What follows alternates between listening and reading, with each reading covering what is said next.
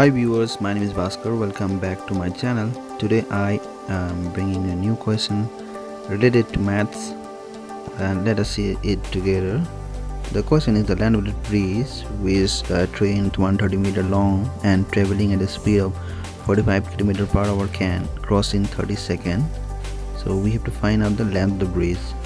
Let us take the length of the breeze as x, and the length of the train is 130 meter.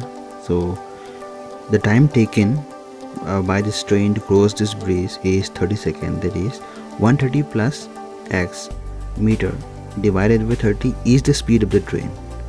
So before that, we have to convert the kilometer per hour into meter per second. So as we can see over here, speed after converting it, we get it 25 by 2 meter per second, and this is equal to the speed, that is 130 plus x divided by 30.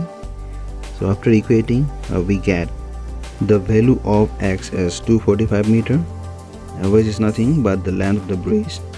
Finally, the answer is C, that is 245 meter.